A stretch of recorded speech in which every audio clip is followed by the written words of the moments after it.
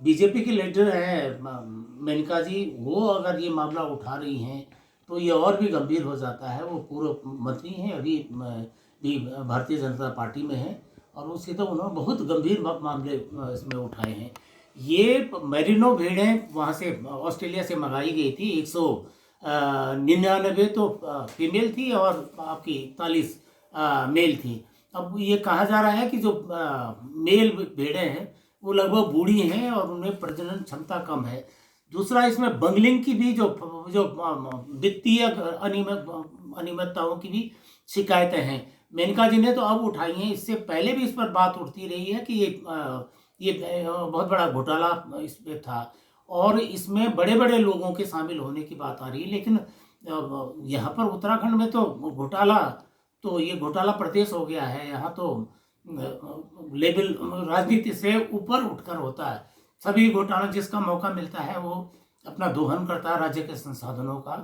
अब ये समझिए, कहा गया था उस समय कि ये मैरिना भेड़ों से बहुत ज़्यादा महंगी ऊन होगी, उसका एक्सपोर्ट होगा, तो किसानों को या बाकी जो भेड़ पालकों को बहुत ज़्यादा फायदा होगा। वैसे भेड़ पालकों की संख्या तो निरंतर उत्तराखंड में गिरती जा रही है। ये हमारे भोटिया बंधु जो होते थे, बाकी बॉर्डर डिस्ट्रिक्ट के आपके पिथौरागढ़, चमोली, रुद्रप्रयाग, उत्तरकाशी, ये पहाड़ों में लगभग सभी जगहों भेड़ पालन किसी जमाने में होता था। लाखों भेड़ें होती थी, लेकिन अब भेड़ पाड़ों की संख्या बहुत घट गई है।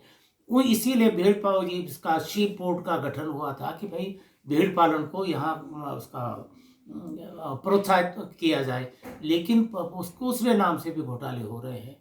अब मेनका जी ने ये मामला उठाया है, उसके बाद सरकार चुप बैठी हुई है। अगर भरत सिंह की बात आती है तो फट आप नहीं करते, कोई अपोजिशन का पर बात आती है तो एकदम आप इंक्वायरी सेटअप कर लेते। लेकिन अपनी सरकार पर आचारी बात नहीं होती है। लोकायुक्त का आप गठन नहीं कर पा रहे हैं। ये कहा था कि हम सत्ता में आने के 100 दिन के अंदर लोकायुक्त का गठन कर देंगे।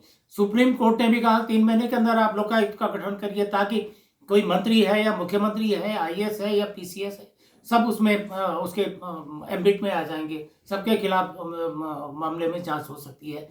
लेकिन क्या किया गया कि भाई सुप्रीम कोर्ट या कोई भी अदालत या विधानसभा के काम में हस्तक्षेप नहीं कर सकती, इसलिए लाके प्रॉपर बहुत सुनियोजित ढंग से विधानसभा के उसको फाइल में बंद कर दिया गया।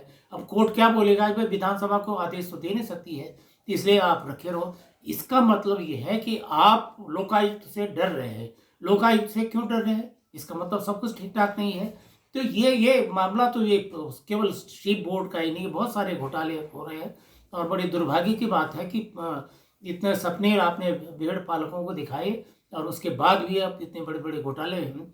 मेनका जी ने तो कहा है कि 3000 करोड़ का घोटाला है और इसमें बड़े बड़े लोगों के नाम बात आई है। तो ये बहुत गंभीर विषय है और उत्तराखंड की सरकार को इसमें गंभीरता से लेना चाहिए। और अगर